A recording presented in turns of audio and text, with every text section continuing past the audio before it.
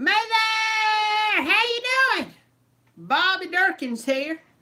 It's been a couple of hours since I did a small broadcast on the breaking news, everything that's going on up in chestnuts roasting on an open fire land up there in Ohio State. See, I mean, and I was talking about this a little earlier that, you know, I've already done probably, I don't know, 10 previews at least of other schools and so on. And let me tell you this is fun because at the end of the day, what do we really have? We have 250,000 games of baseball that I don't care about. We have NBA basketball. There's about 3 teams that dominates, and we don't care about it. Then you have the real, you know, little going back and forth of, you know, the big stars in the NBA that I don't care about. It's just like, go play basketball. Don't care. I don't care. Just, Lord, just shut up and shoot a ball already. Then we have the World Cup. Who cares? I'll tell you, I care. Let me tell you this. Well, what about the world, Bobby? I ain't worried about the world. I'm worried about me. And I'm worried about college football. You go down to Death Valley down here and you set up a soccer match. A bunch of people. Yeah, you'll have people come out too. But I'm going to tell you, Death Valley, it'll be pouring over people. Because here in America, I don't know if y'all heard about this, but college football is king. I say it. Jesus Lord, football's king, and I'm one of the preachers. Preaching the good news. But, I mean, it's difficult because, you know, you're doing these previews, and it's kind of a look ahead. All of us, including myself, we want college football so bad that we're itching like we got chiggers.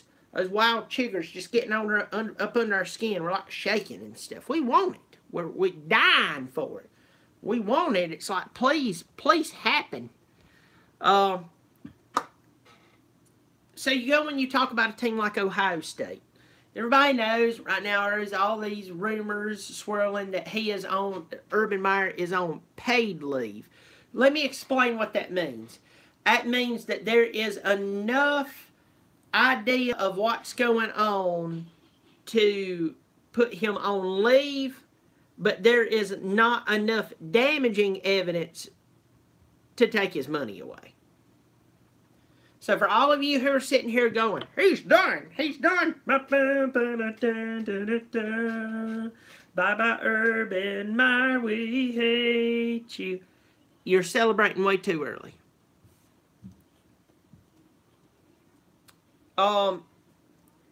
We never know what really is going to go on with stuff like this. We don't. Now I'm going to go ahead and tell you this. If it comes out that Urban Meyer knew nothing about this, or maybe, I don't know, something comes up, whether we like him or not, we need to feel ashamed that we're ready to hang the guy. I mean, this is somebody's life, and this is pretty bad. So we need to chill out. That's why I don't watch NFL football. I can't take all the drama. I can't take all the stupidity. I'm trying to get away from life. I'm coming to entertainment to get me away from life so I can enjoy something and get away from everything sucking the color out of my hair and putting wrinkles on my face, you know? So, if I want to watch the news, I'll go watch the news. With that said, if it comes out that Urban Meyer knew this guy was using his wife as a punching bag, a whole different story. We will find out. I'm not going to play convicted by the media because the media gets it wrong about 70% of the time.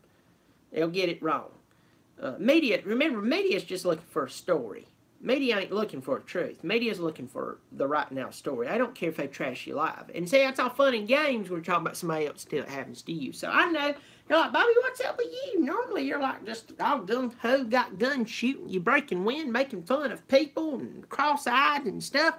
I'm just telling you, I've learned to err on the side of caution, because if you don't, you end up finding out the good-looking girl that you're making out with back there in the back at Sunday school room at church is your second cousin, and you just never met her yet, no matter how good her legs look. So, Urban Meyer, that's a big deal going on right now. I did want to talk about a couple of things. We're going to fly through this thing. Everybody say, hey, I've not seen any messages down here. I'm wondering if something is wrong. Let me see. I'm trying to look, see if they're all here. Normally I see all my messages and everything. So if you're messaging me, I'm not, for some reason, if something's going on right now, I ain't able to see you. I'm not ignoring you. If you're saying hey to me, I'm saying hey back to you. I just can't see it. So if something's happening, y'all forgive me. Maybe I'll just give me a chance to really dig into some of these football games. The very first games, if I can remember right off the top of my head, they're really crap games, but I want to say it's on August. Yes, August the 25th. I believe that is the day that we will be looking forward to. It's a bunch of crap games. It's like the Kents, and they're playing the School of the Deaf and Blind. And you got the Blue Bonnet Ladies playing ISIS. You've got Turds of America playing the tampon carriers of Tampa. I mean, it's a big deal. It's a big deal. But what I am going to say is that football is upon us. So I could probably do an official video on this, and probably will. But I'm going to talk about the ACC. Now let's go ahead and start off by saying what we all know. Everybody as a class, say it together with Bobby Dirkens. The ACC is not that hard. See, that don't bother me, because I'm not a conference guy. I've already talked about that. I've talked about that so much, but I want to revisit how much I'm not a conference guy. It's like me running around. When you pull for your conference so heavy that you're running around going, oh, did you? In the ACC, let's talk about ACC. We know SECers, they're really, really big about this, but let's talk about ACC, okay? Y'all follow me? I'm going to try to see if I got any comments going on here, because I know I have to. Just something is going on with all my messages and stuff. I'm not seeing any of them, and I know most of the time all y'all are saying hey. So if y'all are saying hey, I'm not ignoring you. Y'all forgive me if something's going on. I don't know what's going on, but anyway, I'll trust it. Y'all forgive me, but I don't see any comments so far. Normally I do, so that lets me know something's wrong. I know you're saying hey to me, so hey all of y'all. So I was talking about conferences. Here, let's talk about conferences big time. All right. We know about SEC. They're really known for pulling for the conference. And a lot of people who pull for the conference. But let's talk about, I'll put it in ACC terms. I'm sitting here, say, as a Clemson fan, biggest Clemson fan in the world, bar none. I'm sitting here and I look out over the horizon. I'm looking into the annals of college football. And I see that Duke, who is an ACC football team, for some reason, lightning has struck Durham, North Carolina, and all of a sudden, they're doing good. It's like Coach K switched over to football, and Lord, now he's doing good. Oh, Lord, they're going crazy. I got game day there.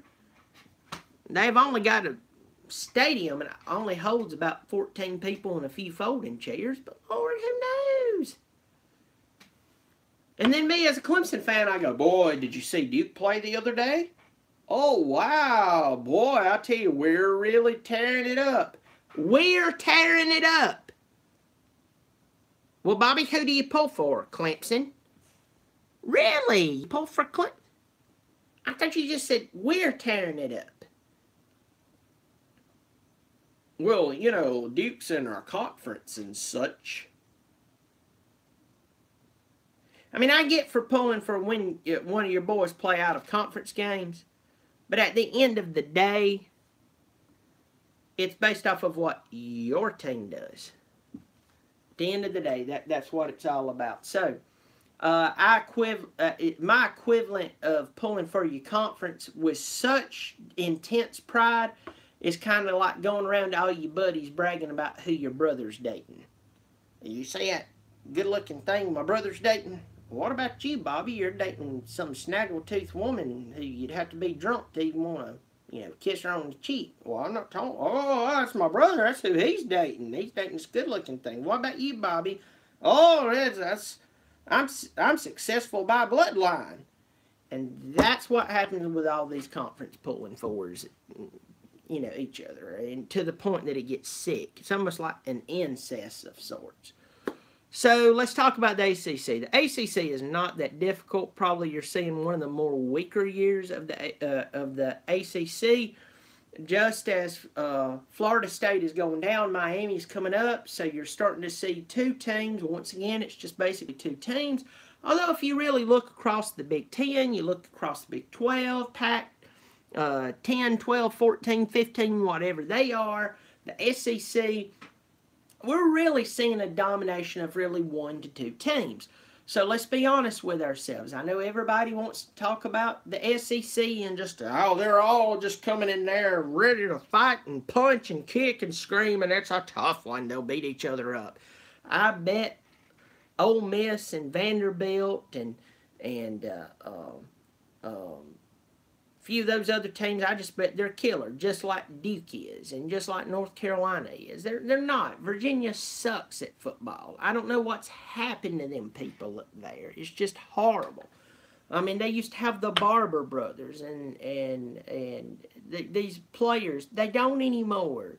They have just barbers up there who's randomly cutting hair. It's just pathetic how bad it's went in Charlottesville. 20 years ago, this team was on fire. I mean, they were not national champion contenders, but I mean, you think about they had great players playing for them. So the ACC will just go down the Atlantic Division. Atlantic Division, of course, this year it's slated to not only to win the division, but also the conference and to make the college football playoff. Our very own Clemson Tigers. Now, I'm going to do a preview in the next couple of weeks. Don't y'all worry about that. That will be the very last preview that I do. Why? Because we saved the best till last. That's my boys. I love them. Even when they were 3-8 in 1998, I was pulling for them. It was a very difficult time to be a Tiger. There was times that I hoped they lost so they would make some changes that would make the football teams better. I know you're like, how do you do that? Well, if you figured that you could maybe get some better talent, maybe a different coaching staff, and it would make some changes, that makes sense. I know, but forgive me, I was young.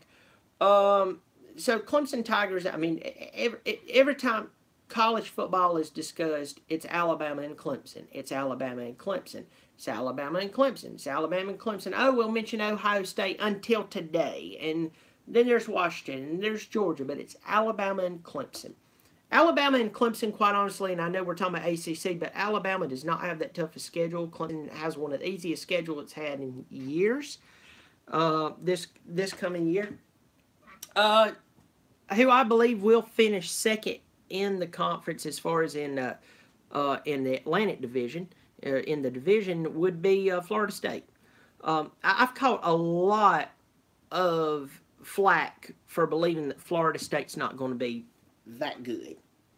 And that there's people who's telling me right now going, I can't believe that you've predicted that Florida State could lose up to 6 games. Bobby, what's wrong with you? Bobby, you're an idiot. You don't know what you're talking about. Well, let's go over this.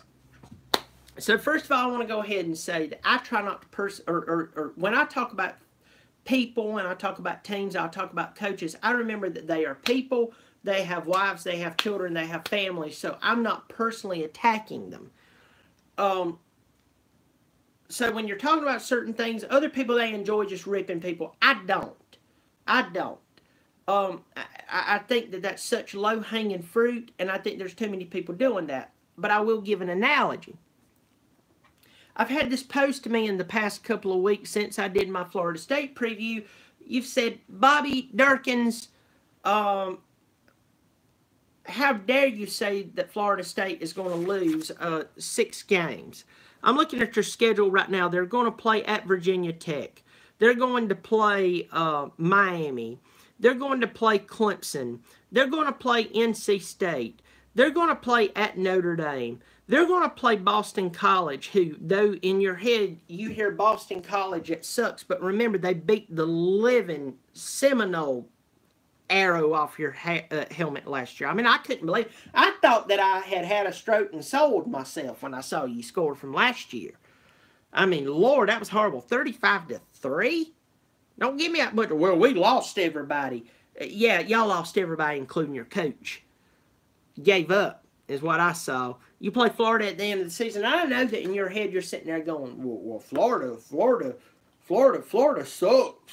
Florida sucks. Florida has a lot of good athletes, and so do you. But the only questions that I have with both of you, can you gel by the end of the season? Who is going to be either one of your quarterbacks? And has the injury bug beat you up so bad that in the past that you really don't have some type of equilibrium of sorts, that you don't have some type of equalizing out for your team? So if you Seminole fans want to look at me and tell me that I'm stupid, I'm dumb, and I've lost my mind, that Taggart's this and Taggart's that. So here's what I'm saying about Taggart, and I'll say this about Taggart, and I'll make it fast. I'm spending a little more time with Taggart and Clemson and Miami than everybody else, because there's really three main teams you want to talk about. One of the rebuttals that I keep getting, and it's like people are kicking me in the midsection about it, Taggart's a great recruiter, and boy, he's bringing everybody together. Have we hit our head hard and we forgot how many coaches have done that when they first got to where they were at? No offense to Taggart. I'm just talking. I'm just analyzing. Back it up. Back it up. Don't get all upset. Gotta take your panties off, put big boy britches on, you'll be fine.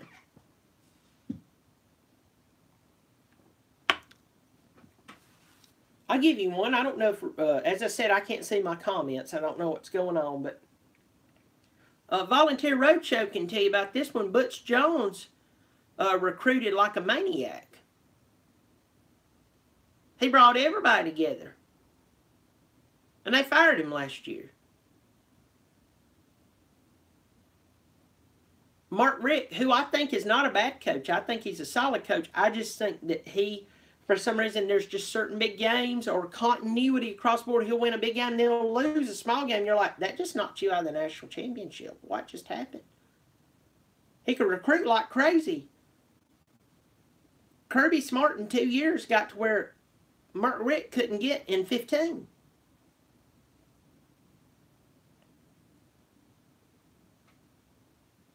See, I've got all you Seminole fans hitting me up going, you're an idiot. You don't know what you're talking about. No, I do know what I'm talking about. You know why? Because I study history. And I might have grew up with a cow pasture in the front yard with cows pissing and moaning. And in the summer, they'd spread chicken dookie to make the grass grow. But I'll tell you right now, I didn't lose my freaking mind to forget history.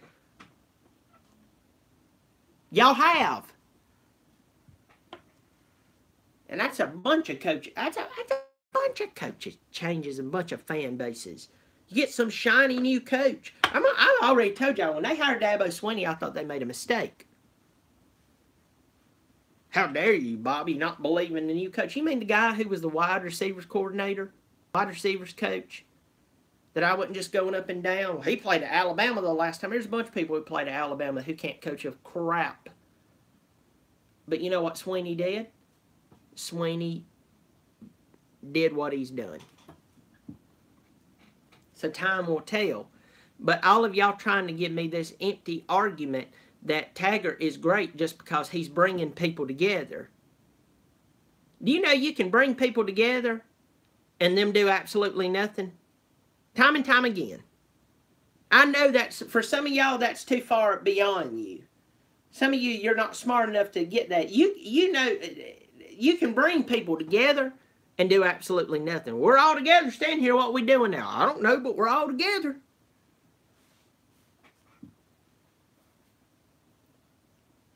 He did solid at USF.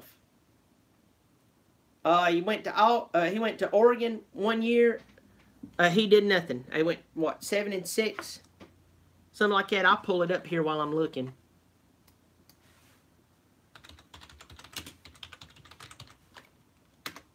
I mean, I want to say they went like something like 7-6. It was no big deal, and they had the talent down there.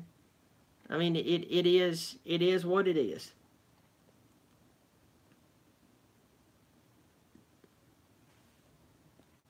I mean, I can't find it right off the top of my head. Right there, 7-5, 4-5 in their conference. Wasn't a hard conference. Well, he was taking over a mess. He had world class talent, and the Pac-10 or Pac-12. I think it's Pac-12. I keep saying Pac-10. Y'all forgive me. It's Pac-12. Pac-12 has two big teams in it. That's Washington and that's Stanford. I don't see 4-5 in the conference. I know Utah, they're not bad. And I knew Arizona can have their moments. But 4-5 in the conference and everybody's ready to pay him $5 million, I don't see it. I'm sorry. I just don't get it. So while y'all are all jonesing over him and everything, good for y'all. Hey, if he does great, good for you. But I'm just telling you, history does not look well. Doesn't fare well. Jim McElwain coached for Saban. Think of Saban. A lot of success. They just fired him. So don't give me that bunch of stuff. Don't give me that. I always check you before you make your comments and get all pissed off at me and accusing me of stupidity and not knowing what I'm talking about. Hey, I might miss one here and there, but overall, I'm going to nail it a lot. And here's the reason why. Because I love college football, and besides college football, there's one thing I've noticed. There's guys that get caught up in the X's and O's. They get caught up in how big the smile is on the coach's face, and they get caught up in the slogans and all this bunch of stuff. Here's what I get caught up in. I just get caught up in results. I don't care what you say. I don't care what you do as long as it's not heinous. The only thing I care about, do you win? You can get up there and give a speech with tears running down your face. Everybody else crying in the room, but you go out and you do absolutely nothing. You have not done your job, and they should fire you. So for all the Florida State fans, Taggart might be a great coach. He might be a great dude. I'm just saying, this is what Florida State fans should say. We're waiting and seeing. We don't know. We don't know because his job he just took, he was there for 1 year, and he went 7-5. 4-5 in a conference that is not too tough. So, and you had the players. Stop. You're lying to yourself. They had the players. I think it's going to be a toss-up between Boston and College and North Carolina State for third. North Carolina State has Ryan Finley, but they lost Hines, they lost Samuel, they lost Chubb. They do have talent there. Boston College, I think they're up and down. I mean, it's going to be a 3-4 for them. Louisville. Then we're looking at Wake Forest. Don't be surprised if Wake Forest slips into 4 or 3. I'm telling you, they're doing. I mean, Clawson's doing a good job. Clawson's not doing a bad job up there. I mean, this is Wake freaking Forest. Come on. Syracuse, I think they're going to bottom out at the bottom of the Atlantic. For all of y'all sitting there wondering, well, they beat you, Clemson Tigers. Yeah, that was the worst loss ever. I don't know what's going on. To me, that was the loss that let me know that our coaching staff was not ready. Okay, I'm not going to say coaching staff. Brent Venables is ready for anything right now.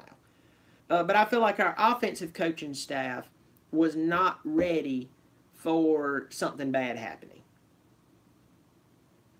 And it happened. Kelly Bryant should have never walked out on that field that night. They should have started Zarek Cooper because Zarek had been doing well. As soon as Zarek started flubbing, they should have put in Hunter Johnson. And just let him have it. Let him have it. I think they would have come out with that game. They would have won it. Instead, they got Kelly knocked out cold. They lost the game. Everybody was laughing about it. But trust you me, when Syracuse comes to Clemson, South Carolina, they are going to get their brains sprayed all over Lake Hartwell. There will not be a win this time. This time when Dungy goes to try to jump over a player and be the hero, they are going to knock him so far he's going to land in Pendleton, South Carolina. And he's going to go, where am I at? And Danny Ford's going to be sitting there spitting tobacco juice, drinking an ice cold more than you could chew. Now get off my farm. That's what's going to happen. As far as Coastal Division, just true proof that the conference really is not that tough. Miami, you did recruit very, very, very, very well this past year. That Lingard, let me look his name up in my notes right here because Bobby has to keep notes because I can't remember everything.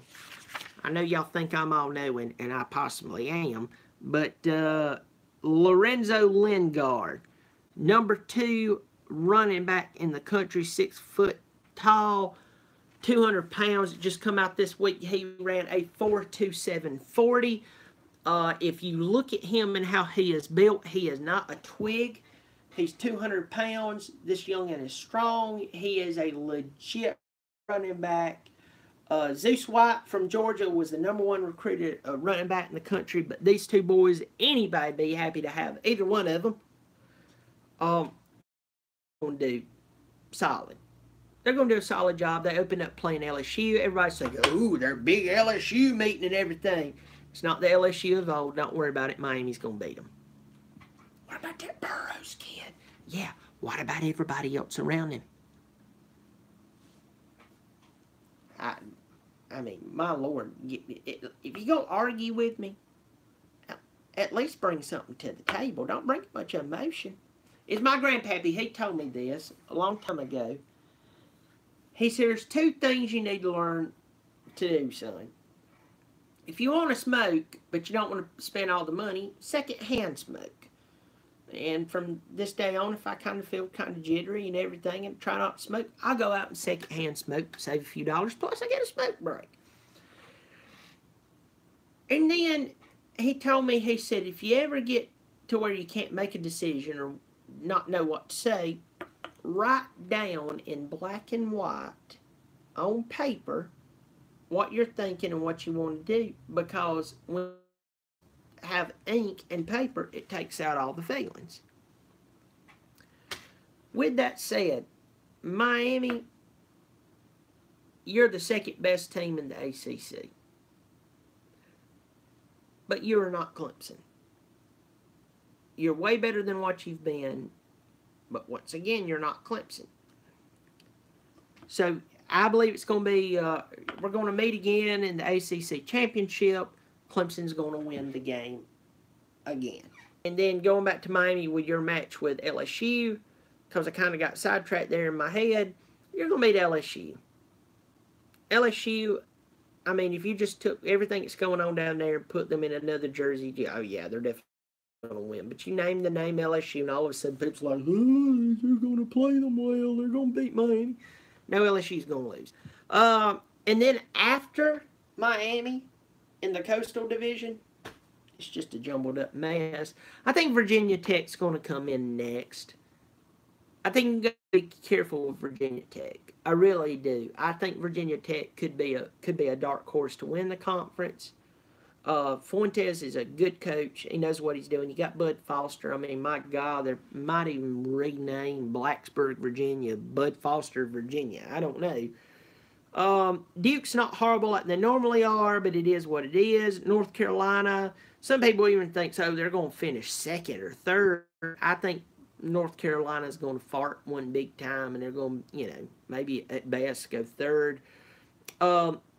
Georgia Tech, Paul Johnson, his 1947 offense.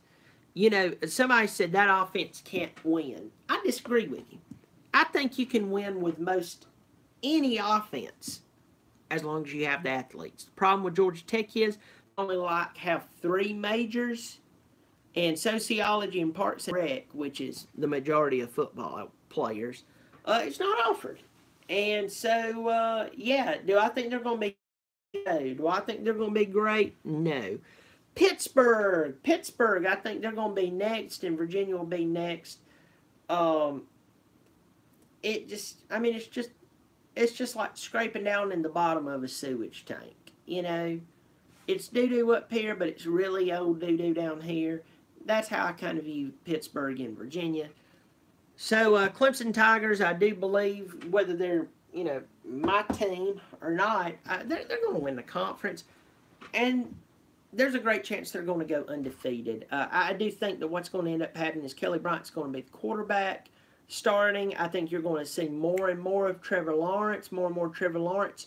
And if for some reason a team really locks down on Kelly's running ability, you're going to see Lawrence come out there. You're going to see him sling the ball more. Do not be surprised if Kelly starts every game and you see more Lawrence as the game goes through. So we're going to end this evening. I've been on for about 30 minutes. Time for me to go to bed. Notice probably some of you are probably about to go to bed as well. Do want to remind you that I am on Instagram at the Bobby Dirkens. And I share inspirational thoughts. Like today, I shared this one. Jesus loves you, and I'm about to punch you in the mouth. That's one of them. The other day, I shared one that's from the oracles of my heart. Keep Jesus in your heart and Peter in your pants. That's an encouragement to the youth group at the church I've been teaching at. You know, another one I shared, and this is just stuff I shared just randomly, that y'all just need to get in on. Like there was one the other day I shared on. It was